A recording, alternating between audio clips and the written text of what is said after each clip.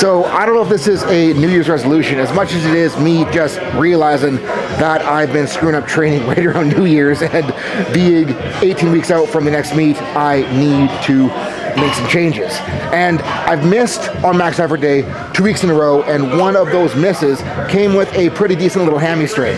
And if you're doing max effort work, you should not be missing, you should not be getting hurt, and if you're missing and if you're getting hurt, you are screwing things up. And I'm screwing up on two fronts lately. And the first one really comes down to ego getting in the way of intent.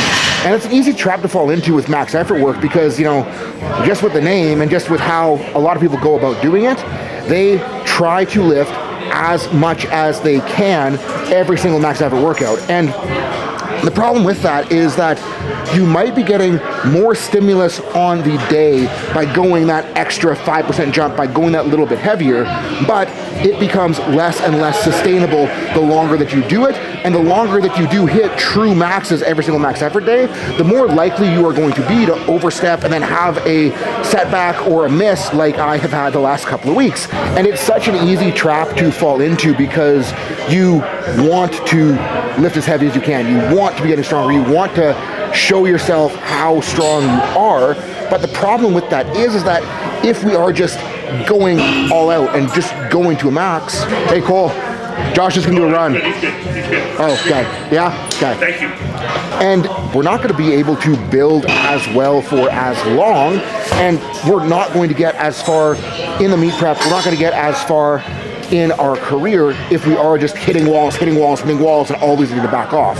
So what I need to do better is keep it in the pocket and not take that extra jump even though it feels like I can. Because just because I can doesn't always mean that I should. And I'm not saying that I want to cap my max effort work at like 70%. I'm just saying that I want to keep it, you know, right around that 90% range, right around that, you know, 8-9 true 8-9 RPE, not a desk grinder, not have to fight through it, not have to lose position.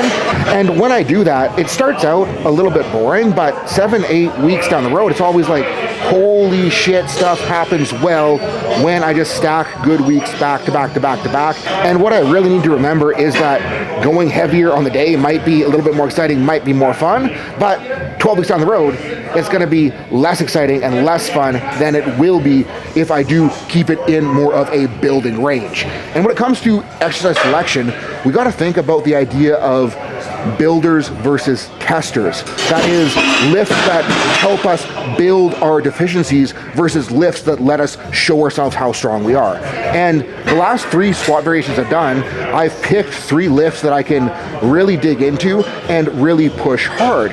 And combining that with going to true max efforts every single week, I was in a state where I was carrying a hell of a lot of fatigue, and the day that I tweaked my hamstring, it shouldn't surprise me that I tweaked it just because of how fatigued I was, and how hard I was pushing for as long as I was.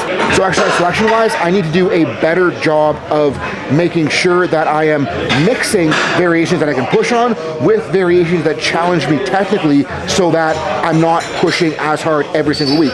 Doing both those together, having better intent and not cooking it, picking better exercise selection should be able to set myself up to have better long-term progress this meet prep. So with that, we'll start warming up and get set up.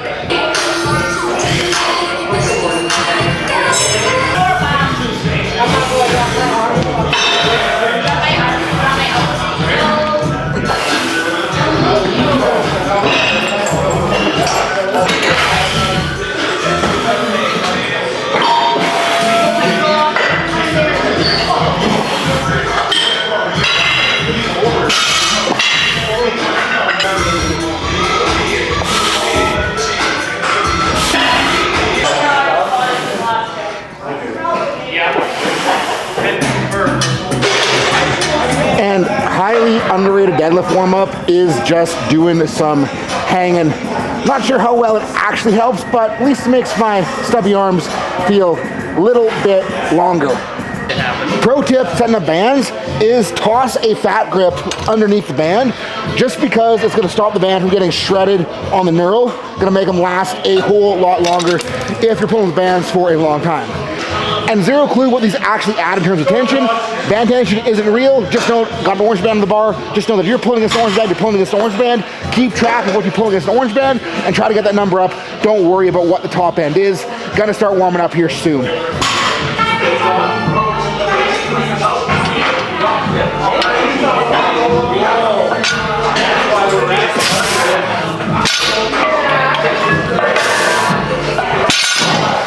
Just getting a feel for it.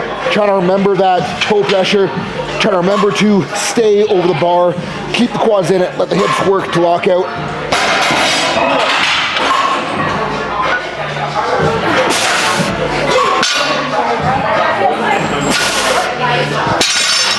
And the hammy feels pretty okay.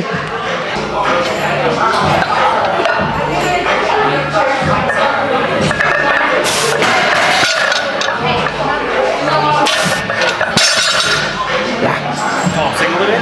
Yep. Okay.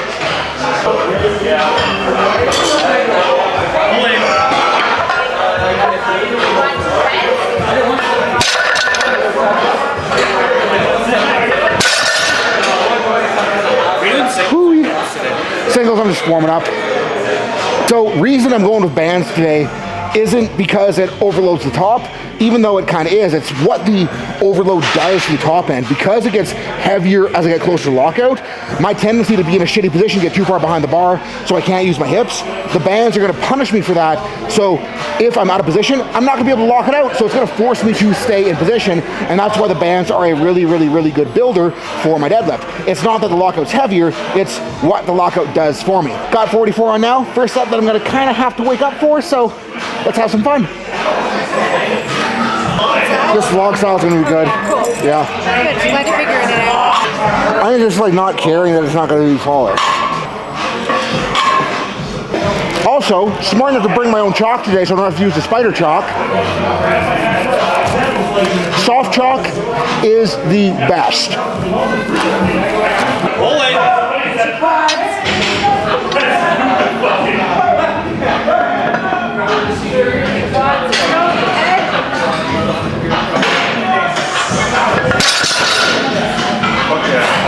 Kind of felt the hammy there, not bad.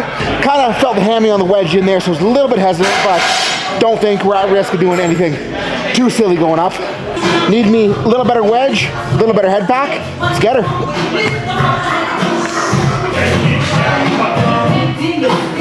Big pulley.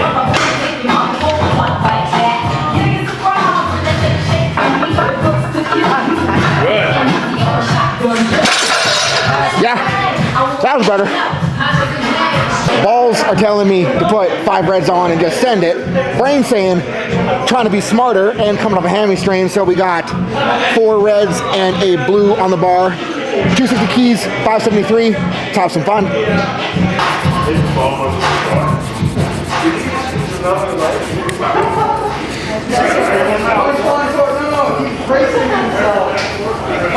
Big pulley. Use the quad, set your head. Head it. Quads, head. Let's go.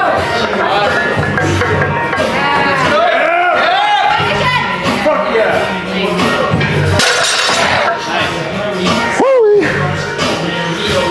So that was a little harder than I was expecting, but still wasn't that greasy, and I am glad that only went with the 260 kilo, not the 270, so it didn't turn into this infamous lockout going on here. But very happy with how well I held position through, very happy with how I felt my glutes working, and really happy with how the hamstring felt. Like, I noticed it was there, and it almost helped me stay in the quads better just because I couldn't like hamstring lumbar asshole it or else it would hurt. So overall, good max effort session, mission accomplished. On to accessories. Going to run some Dimmel deadlifts first to help me with getting more hips in at the lockout.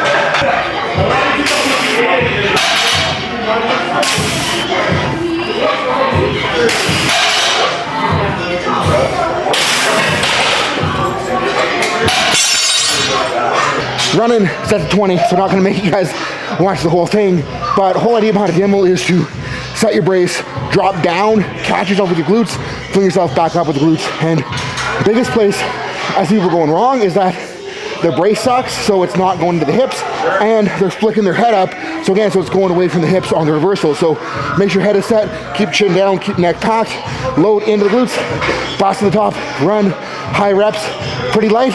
You will explode your butt cheeks in a wonderful way. Yeah, I'm leaving that in.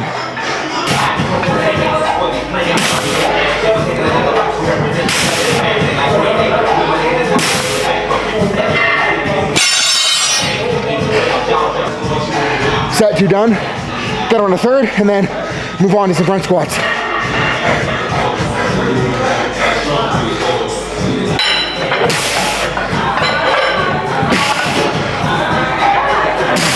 That's 3, and one thing you guys notice is how I determine the end of a set of demos is when I lower it and feel like my glutes are too fried to actually be the snap through the lockout.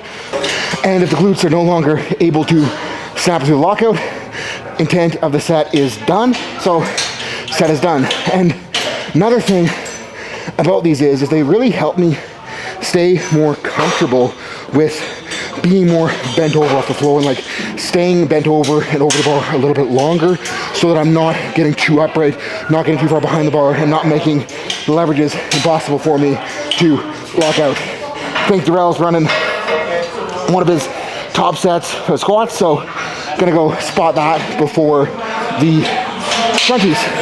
And I'll try to catch my breath before the front squats too. Okay, let's go! Let's go, T! Bring it!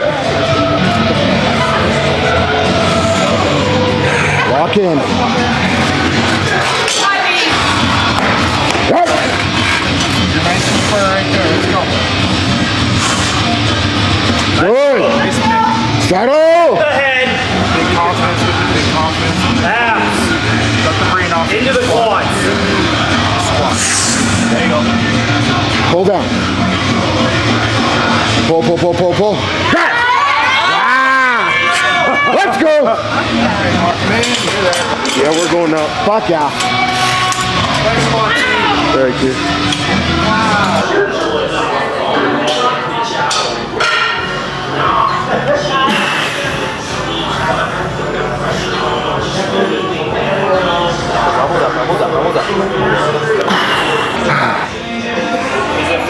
So people always want to talk about how front squats aren't great for training squats because you're limited by your upper back and you can't go heavy enough to actually get a good squat stimulus. But for myself and for a lot of lifters, their upper backs are strong. And with me, especially in my multiply history, my biggest limiting factor with my squat isn't going to be, or my front squat isn't going to be my upper back, it's going to be my ability to stay knees forward, stay in that squat pattern. And that is exactly why I'm doing them, because for me to be a better raw squatter, that's what I need. I need to be able to get in the quads more. I need to be able to use the quads more. I need to be able to use the hips to stay into the quads. And front squats force me to do that. They don't need a ton of load in order to get that job done. So they are a freaking awesome builder option for me.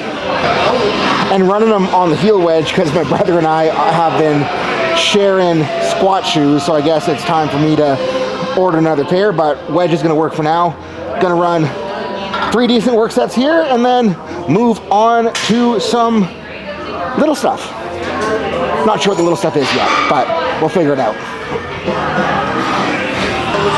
Actually love the camera with the heel wedge because I can use the camera to figure out where the wedge is, and I don't gotta wander and kind of feel around. So yeah, camera paying off.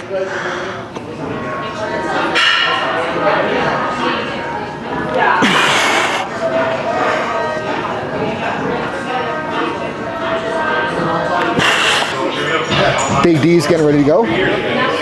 Time to spot. Show them. Who the fuck are you, Darrell? Let's go!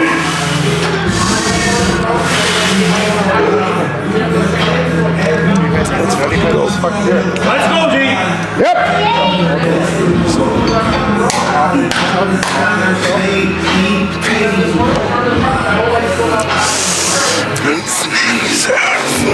You did! Come on! Go, G! Nice and patient with it. Perfect! Yes! Looks light. You get it right. Dig in. Head, abs are on. Big pull. Into the quad. Straight down. Yes. Good, good, good, good. Drop. Yeah.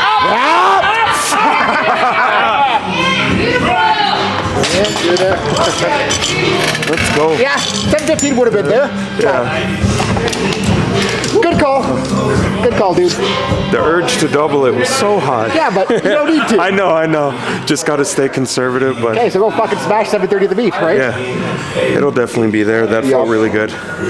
All things considered, like came in, body's feeling good, warmed up at around 485. I felt like, yeah, I can definitely do 7 something today. Yep. So, And honestly, I hit the hole and I was like, oh, this is easy. yep. Funny, this was at the same time last year, this was my comp max, so to hit it in the gym is huge, especially 3 weeks out. Now I can recover, hit one big pull, and then get my 2K total. Yep. Have some fun. Yeah.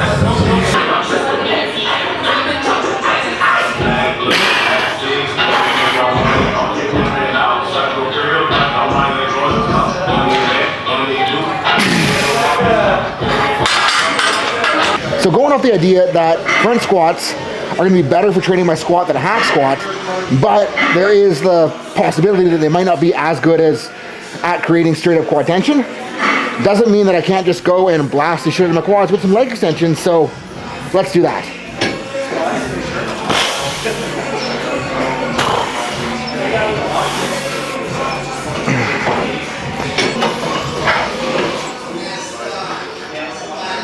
Going up.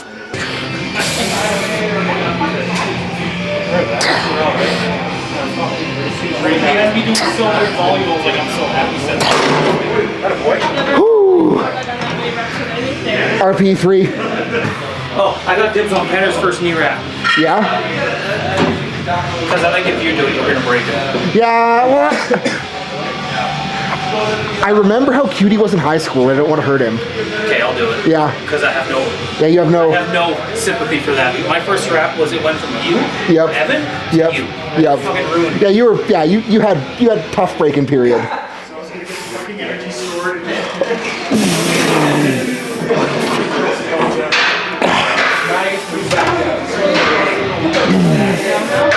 Volume?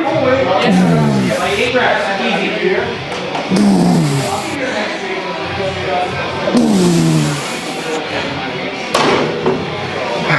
Marshals?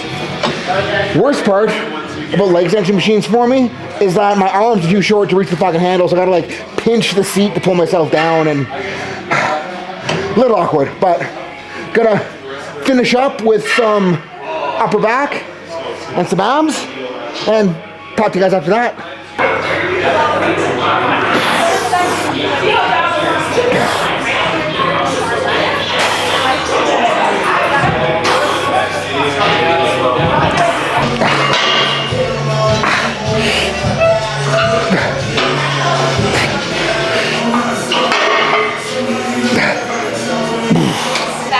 And in case you guys are wondering, doing these single leg is absolutely freaking disgusting. Highly recommend it.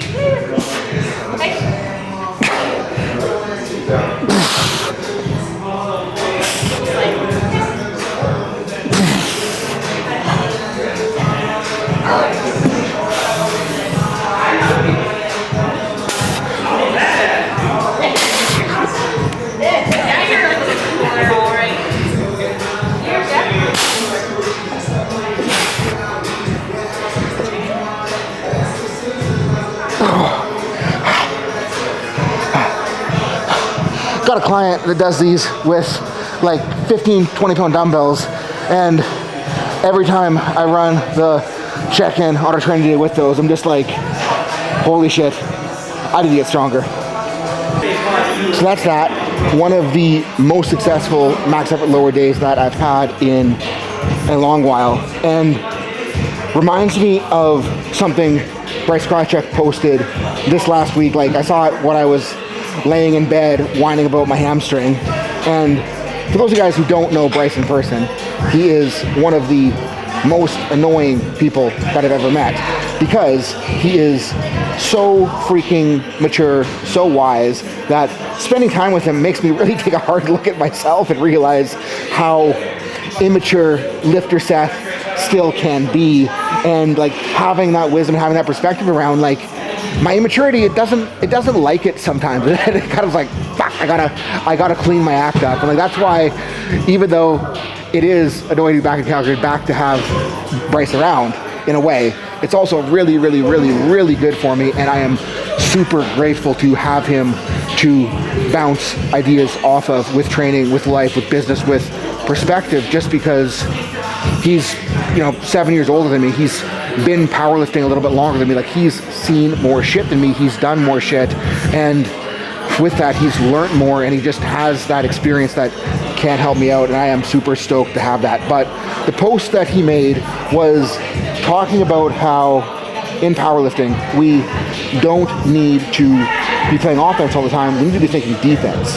And what he meant by that is that we shouldn't always be looking for the next PR. We shouldn't always be going and sending and doing as much as we can.